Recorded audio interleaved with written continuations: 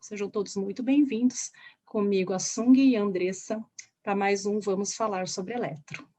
Nosso primeiro caso é uma paciente do sexo feminino, de 70 anos. Ela veio para uma avaliação eletrofisiológica de rotina por uso de hidroxicloroquina. Ela estava usando desde 2016 por conta da síndrome de Sjögren. Só que, no entanto, ela tinha uma alteração de campo, ela tinha uma queixa de dificuldade visual há 1 ano e uma perda de campo visual à direita. Além da síndrome de Sjögren, ela tinha um histórico de hipertensão, diabetes e hipotireoidismo e estava fazendo um controle medicamentoso dessas doenças. De antecedente ocular, ela tinha realizado um LASIK há 21 anos atrás. De antecedente familiar, nada digno de nota. No nosso laboratório, ela informou acuidade visual de 20/20 em ambos os olhos com correção. Aqui no exame dela, o que chama atenção? Ela é uma pessoa míope, a gente tem um fundo miópico que a gente observa. A parte da escavação, apesar da escavação aparentemente pequena, ela usa timolol. O aceteta não mostra nada, exame de autofluorescência também não mostra nada significante da área macular, nada que justifique uma maculopatia por cloroquina.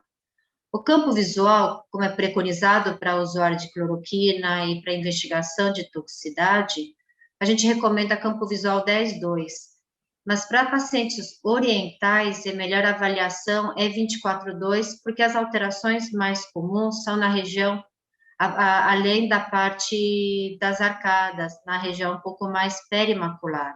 Então, o campo 10/2 é indicado, mas para pacientes orientais, 24/2. O que chama atenção no campo visual dela é que ela tem um escotoma paracentral superior nesse olho direito da queixa. Aqui do OCT, a gente vê que tem uma faixa de falha de fibras, que justifica com aquela área de escotoma paracentral superior nesse olho direito, então ela tem um sinal de Reuter. Então, já um caso um pouco mais complicado, porque é uma paciente oriental, míope, ela fez LASIK, tem aparentemente, apesar da escavação pequena, ela tem um sinal de Reuter com defeito de campo, que pode atrapalhar um diagnóstico precoce de maculopatia por cloroquina. Então, ela tem vários fatores que podem dificultar tanto para acompanhamento de glaucoma, quanto para avaliação de maculopatia por cloroquina. Então, aqui na espessura da área macular, a gente observa que tem um afinamento perifoveal inferior, que pode ser até por defeito de fibras mesmo. Aqui no ergo multifocal, a gente observa, apesar do pouco tempo de uso da cloroquina, algumas alterações na região macular, né? O eletroretinograma multifocal, ele faz essa avaliação da região macular, é um exame objetivo, que avalia, a gente consegue até fazer uma sobreposição da retinografia e também das alterações de campo visual, e a gente vê aí uma alteração na região macular, né? A gente vê que ele tem uma perda, a gente mantém esse pico em 0 graus, né, em 0 grau, mas a gente já nota aí o olho direito em 0 grau pior do que o olho esquerdo, então ali no olho direito está numa amplitude discretamente pior do que nesse olho esquerdo. No entanto, a gente vê que a acuidade visual que está ali à direita é 20/20 no olho direito, 20/20 no olho esquerdo. Então, a gente vê que essa acuidade visual ela está preservada por conta dessa função em 0 grau da retina. No entanto, a gente já vê aí uma atenuação discreta aí dessas áreas retinianas da região macular. É claro que é um primeiro exame, né, Sung? Uhum. E a gente sempre pensa que pode ser um pouco da parte retiniana ainda, é um primeiro exame que a gente chama de baseline, né? Então, a gente acaba sendo bastante cauteloso nessas alterações, né?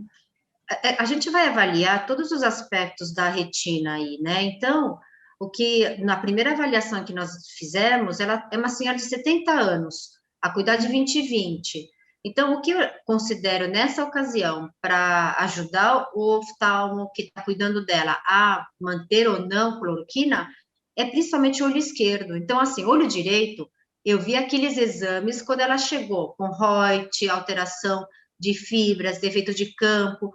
Se o paciente eventualmente tiver uma maculopatia por cloroquina, vai afetar os dois olhos. Então, eu uso muito mais a informação do olho esquerdo, que está com aspecto relativamente bom, tem uma leve redução perifoveal, sim, mas eu considero mais pela idade, e vamos seguir. Essa é a dica. Opa, tem algo aí? Então, vamos acompanhar de perto. Aí o paciente volta para seguimento. Mas aí, quando volta, depois de um tempo, a gente vê aí que acontece realmente uma alteração também nesse olho esquerdo, né? Então, a gente vê que aquilo que, a princípio, era um baseline por conta da idade, o motivo agora começa a ser, pode ser realmente um quadro aí de toxicidade, talvez aí já pela idade, uma retina um pouco mais fragilizada, essas alterações que a Sung citou no olho direito, então já era algo realmente para manter uma observação mais próxima, ainda que ela não tenha queixa, e ainda que a acuidade visual seja de 20/20 em ambos os olhos. Então, a gente vê que o formato do esquerdo piorou, né? Isso, e os exames de retinografia e autofluorescência não mostraram nenhuma diferença evidente. Então, mas a piora do multifocal era uma coisa bem marcante. Aí complementamos com a resposta fotópica, afinal, quando tem alguma alteração macular, como ela não tinha mais campo visual, e o primeiro campo era de 10/2, quando é indicado 24/2. Então, a gente complementou com a resposta fotópica para avaliar principalmente a resposta de cones dessa região macular. Aí a gente observa essa resposta. A gente já percebe uma queda aí, né, tanto na resposta de cones, quanto na resposta de flicker 30 Hz, ambas respostas da parte do sistema de cones, e a gente vê já aí uma atenuação, possivelmente como um reflexo aí dessa toxicidade, mais da região macular, que reflete também, né, para essa parte um pouco mais difusa, talvez pela extensão da área, e a gente também complementou com essa resposta fotópica negativa, em que a gente vê, né, aqui à direita, onde está a referência, a gente vê realmente uma diminuição aí também dessa fotópica negativa, que é uma avaliação das células ganglionares da retina. Claro que a gente sempre tem que levar em consideração a idade, a gente considera tudo isso na hora da análise, e a gente entende que em casos como o uso de alguns medicamentos, como a hidroxicloroquina, nessa idade, onde pode ter outras alterações retinianas, é necessário um exame baseline, um exame de base, para a gente poder acompanhar, né, essas alterações que muitas vezes precedem as alterações fundoscópicas, as alterações anatômicas. Aqui, só para fazer um resumo da apresentação, então, nós tivemos visita em 2 anos, 2019, intervalo de 2 anos, 2019 e 2021, tem esse ano atípico de 2020 pela pandemia. A gente observa do lado direito alterações da resposta do ERG multifocal, como a redução. Quanto mais fria a cor, menor é a amplitude, é a representação da amplitude dessa área macular. A autofluorescência, que seria o exame mais sensível para detectar a alteração do EPR, a gente não encontrou nenhuma alteração, e o multifocal com essa redução da resposta. A paciente é uma paciente oriental, baixinha, magrinha, então a gente foi calcular a dosagem que ela consumia todo esse tempo do tratamento, e era uma dosagem acima do recomendável, né? Então, isso também chama atenção. Último comentário sobre esse caso de cloroquina. Eu acho que quem usa tamoxifeno para câncer de mama e tem algum problema renal, também tem que fazer uma avaliação um pouco mais de perto. É esse o último comentário. Vamos seguir. Vamos para o caso 2, então. Esse caso também é de uma paciente do sexo feminino, de 53 anos. Ela teve um quadro de acantameba no olho esquerdo em 2016 por uso de lente de contato. E ela veio para o nosso laboratório para avaliar a parte funcional da retina e o processamento visual desse olho que já estava com uma rejeição. Do histórico dela, quando ela teve a acantameba em 2016, ela fez um período de tratamento com membrana amniótica, depois foi submetida a um transplante de córnea, e na época ela fez uma iridoplastia e implante de lente intraocular, No entanto, evoluiu com um glaucoma secundário. Fez uma cirurgia antiglaucomatosa e ficou estável. Em 2018, ela teve uma rejeição do transplante e, após um ano, notou uma piora do quadro visual, progressiva.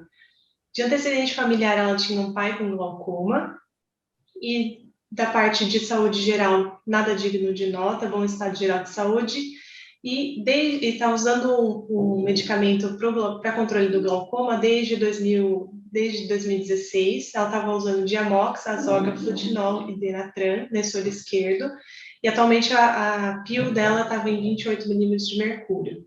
No olho direito, ela não tinha queixa visual, era um olho normal, com uma acuidade visual de 20/16. E nesse olho esquerdo, com a Cantameb, ela estava com visão de percepção de luz. Aqui a gente vê o exame externo, anterior à falência já instalada, já evidente. Então, foi na ocasião da tentativa de fazer um registro do polo posterior da retina, mas esse quadro corneano piorou, o botão acabou ficando mais opaco, e a retinografia é difícil de avaliar, mas a gente vê que tem um esboço do disco, mas o ultrassom mostra a escavação evidenciável. Então, no ultrassom, tem a retina aplicada, tem as opacidades vítreas, mas o que chama atenção é a escavação evidenciável, a ultrassonografia. E o campo visual, como eu já esperado, tem uma redução de sensibilidade, provavelmente com pontos absolutos, né? E aqui o ângulo estreito, ângulo fechado da câmara anterior.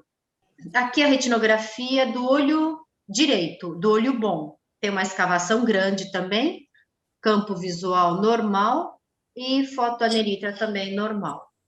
Aqui nessa parte a gente vê os exames do ERG de campo total, então aqui à direita a gente tem uma referência e a resposta de bastonete, máxima combinada, potenciais oscilatório, respostas de cones e flicker, e a gente vê aqui olho direito e olho esquerdo, né? A gente vê o olho direito como uma resposta dentro da normalidade, tanto no tempo, onde a gente vê aí tracejado em verde, quanto na amplitude, que é o tamanho da resposta.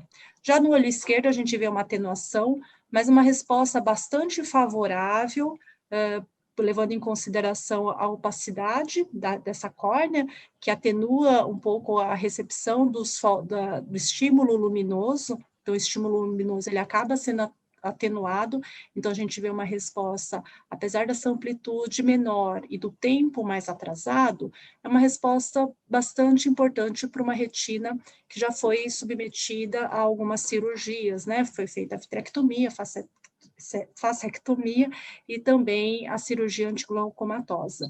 Então, quando a gente olha, a gente vê uma retina aí viável, com alterações esperadas pela condição ocular. Uhum. Lembrando que opacidade de meios sempre vai trazer a resposta com atraso. Então, aqui o pontilhado em verde em cima das respostas do olho esquerdo seria mais ou menos o limite do tempo da resposta. E a gente vê que as marcações das ondas, dos picos, estão todos à direita dessa linha tracejada. Pode seguir. E é interessante quando a gente compara com o olho direito, né? Quando a gente faz uma comparação com o olho direito, isso fica bem evidente, né? Que o tracejado está no mesmo local e a gente vê, comparando o olho direito, um atraso bastante importante. Em vermelho, né, que a gente vê aí, seriam duas flechinhas, a gente vê aí mais ou menos metade da resposta, em torno da metade da resposta correspondente ao olho direito, que é o olho com resposta retiniana dentro da normalidade. Uhum.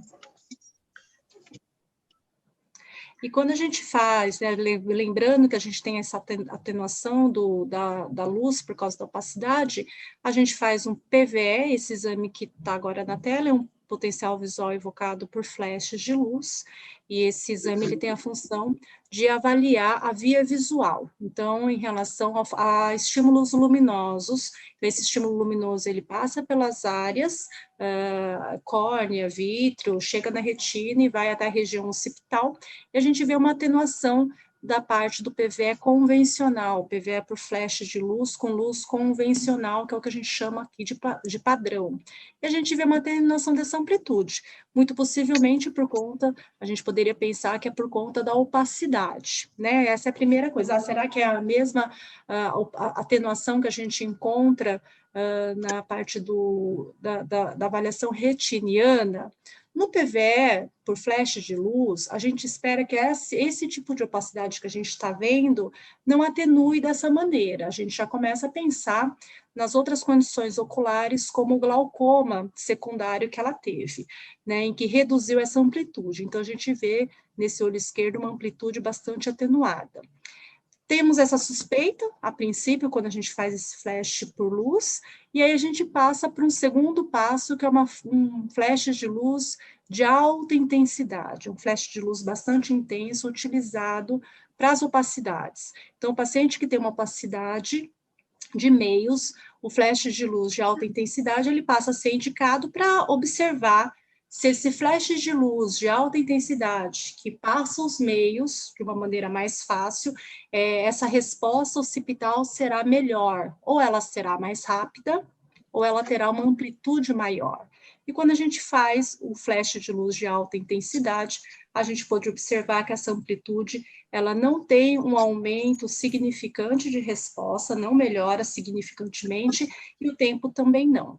Então, quando a gente coloca esse flash de alta intensidade, mostra para a gente que não é a opacidade de meios que trouxe essa resposta bastante alterada do flash de luz. Então, há outras condições oculares, como o glaucoma que ela teve, nesse caso deve ser considerado, porque ela veio para uma avaliação de um novo transplante de córnea. Então, quando a gente olha esse resultado, aparentemente, você retirando essa opacidade, a sua resposta de nervo óptico está bastante prejudicada.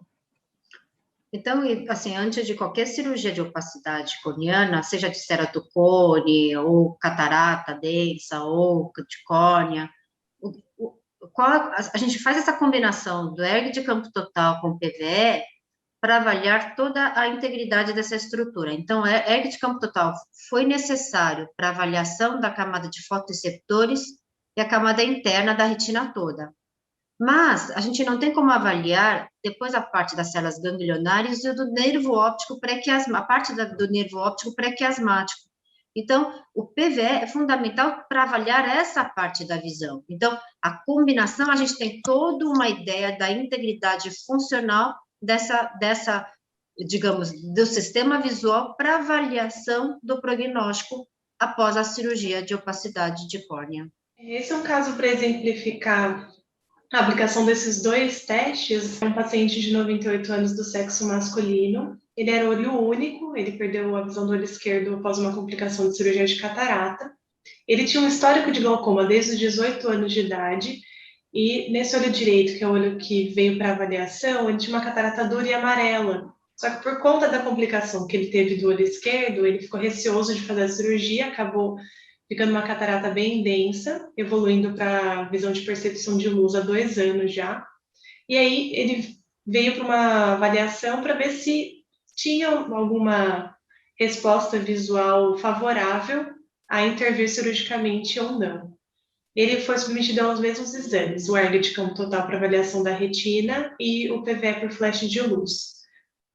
E aí a gente traz esse caso para mostrar, né, o quanto que o glaucoma pode interferir no resultado aí um pouco mais atrasado, mas quando a gente coloca uma condição aí de flash de luz padrão e um flash de luz de alta intensidade, a gente observa que há um aumento, uma melhora dessa amplitude, que de certa maneira essa opacidade, que no caso dele é essa catarata dura e amarela do olho direito, que leva a uma visão de percepção luminosa, ela pode, a gente não tem como fazer um prognóstico de quanto vai chegar essa acuidade visual, o quanto que essa acuidade visual irá melhorar, mas a gente pode dizer que a opacidade está influenciando nessa resposta de alguma maneira, porque quando a gente passa essa opacidade, a gente tem uma resposta dessas células ganglionares, desse nervo, melhor do que quando a gente coloca um flash padronizado. Então, eu acho que é um dado diferente do caso anterior que a gente apresentou, que a gente nem via uma opacidade tão importante, e a gente não via uma melhora significante, então, o que mostrava que aquela opacidade não fazia muita diferença em tá, que é o caso que é diferente do caso, desse caso que a gente está apresentando agora. É claro que a gente vê ali um atraso na resposta por conta desse glaucoma, possivelmente, mas a gente vê uma influência aí dessa opacidade. Isso, esse também é um caso que teve uma ceratite por acanthameba. Ele foi submetido a 4 transplantes, todos evoluindo com falência. Só que diferente do caso que a gente apresentou, ele tem um flash normal. Mesmo o flash padrão dele já tem uma resposta normal. Então, como é diferente dos outros casos que tem esse histórico de glaucoma, o quanto que isso interfere, né, na resposta do PVE por flash de luz. E quando não tem o glaucoma, apesar da opacidade, a gente tem um processamento visual favorável. Esse paciente, ele fez depois da cirurgia, fez o transplante e evoluiu bem, com a visão boa. Então, a gente vê que essa opacidade é uma opacidade importante e ela atenua mesmo a nossa resposta do eletroretinograma de campo total. Então, ali à direita, a gente vê uma resposta atenuada e atrasada quando a gente compara com o olho esquerdo. Mas o flash de luz, ele tem uma morfologia da onda, ou seja, o formato da onda, já muito diferente quando não tem uma história de insulto aí do nervo, né, por conta das neuropatias.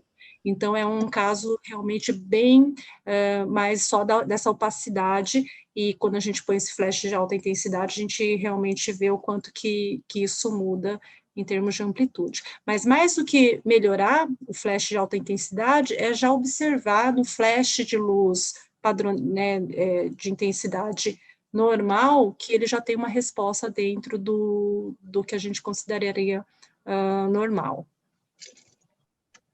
Então, a gente trouxe são 3 casos de acanthameba, 2 casos de acanthameba e 1 de opacidade, 2 com glaucoma, com históricos, né, de outras alterações, além da opacidade, e esse que vem só como uma opacidade mesmo, né, uma opacidade corneana por acanthameba. Então, a gente vê que os exames eletrofisiológicos em relação ao ERG de campo total, que é a parte retiniana, os 3 têm um comportamento muito parecido, mas o PVE por flash de luz traz 3 tipos diferentes de respostas de flash de luz. O primeiro que a gente apresentou, né, com glaucoma secundário muito importante, já uma atenuação tanto num flash convencional quanto no flash de alta intensidade. O segundo caso, mesmo com a idade de 98 anos, a gente vê que o flash de alta intensidade, de alguma maneira, ele melhora, e nesse caso já tanto num flash padrão quanto num flash de alta intensidade, respostas já presentes. Terceiro e último caso, paciente do sexo masculino de 37 anos, ele tinha um histórico de escotoma paracentral progressiva há 5 anos. Associado a isso, uma dificuldade de adaptação escuro, fotofobia e de dificuldade de distinguir cores escuras há 3 anos. No entanto, ele veio para uma avaliação, porque numa avaliação de rotina mesmo, foram fazer o fundo de olho e viram uma alteração importante da retina. Então, ele veio investigar com os testes eletrofisiológicos. Não tinha feito nenhum tratamento, nenhuma cirurgia ocular, e de histórico de saúde tinha hipotireoidismo em tratamento por AT4. Além disso, o pai dele tinha uma atrofia retiniana, e evoluiu com uma piora da acuidade visual e o irmão com ceratocone. De acuidade visual informada no nosso laboratório foi 20/20 em ambos os olhos. O paciente traz essa retinografia que que mostra uma alteração do EPR. Na imagem colorida é mal delimitada porque ela é assim mais com aspecto moteado, principalmente nas bordas. Mas a gente vê que tem uma alteração de EPR até as grandes arcadas vasculares temporais. É um quadro bem simétrico. Na imagem com autofluorescência, a gente observa melhor, delimita melhor essa área de alteração de EPR.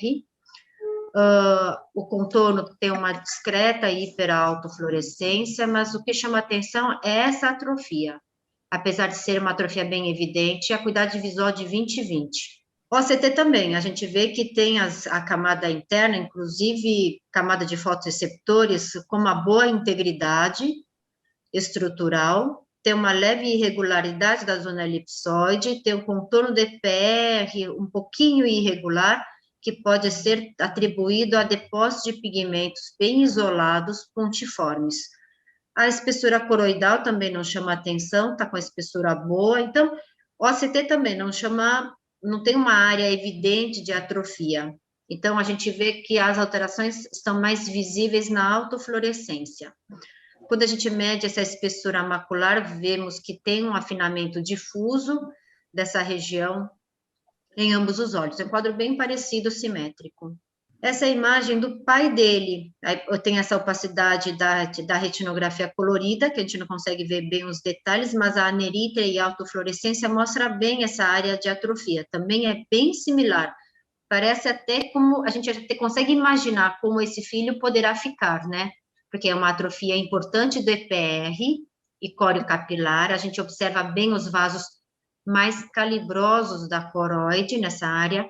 É uma lesão bem delimitada e chama atenção para aspecto dos vasos da retina. Os vasos da retina têm um aspecto calibre bom, preservado mesmo com essa doença macular avançada. Aí esse paciente foi encaminhado para fazer ERG de campo total, porque a suspeita é de uma distrofia retiniana. Então, paciente com esse aspecto fundo de olho, com essa queixa de nictalopia, fotofobia, apesar da boa acuidade visual, a primeira hipótese acaba sendo distrofia retiniana. A gente vê que a resposta escotópica, que é uma parte realizada no escuro e vai avaliar a parte de bastonete, células ganglionares de Miller e potenciais oscilatórios, que é camada mais interna, está preservado. E quando a gente faz a parte fotópica, que é o momento que a gente acende a luz e adapta o sistema de cones, a gente já vê uma alteração simétrica, e tanto na resposta de cones quanto na resposta de Flicker 30 Hz, que são dois tipos de respostas que avaliam o sistema de cones. Então, a gente pode ver aí que ele não tem um atraso importante, mas ele já tem uma amplitude reduzida quando a gente compara com os normativos. Então, a gente vê que está tendo, né, já está aí afetando aí, de alguma maneira, os fotorreceptores, começando pelos cones. Só para complementar, só pelo esse ERG de campo total dele, a gente, apesar da queixa de nictalopia, uma retinose pigmentária, a gente não suspeita, a gente acha pouco provável, porque tem alguns genes que podem levar a um quadro fundoscópico bem variável. Então, quando a paciente tem, e é uma distrofia mais comum que a gente observa, então a retinose pigmentar sempre deve ser considerada. Então, por esse ERG já não parece. Uma distrofia de cone bastonete poderia ser? Poderia, mas pela acuidade visual e pelo ERG que ele tem, não tem atraso, é uma redução da amplitude que é bem proporcional à área da atrofia do EPR, também não sugere uma distrofia de cone bastonete neste momento. Não é, claro, não é o típico, não é clássico, mas acho pouco provável, mas tem que acompanhar. Você acha um Stargardt, Sung? Pode, o Stargardt pode, apesar que, assim, a parte do ERG pode se encaixar num quadro de Stargardt com essa atrofia, mas eu esperaria um pouco mais de atraso de fotoreceptor. A gente observa algum grau de comprometimento dos fotoreceptores, principalmente com a presença de atraso de resposta, tanto de bastonetes quanto de cones.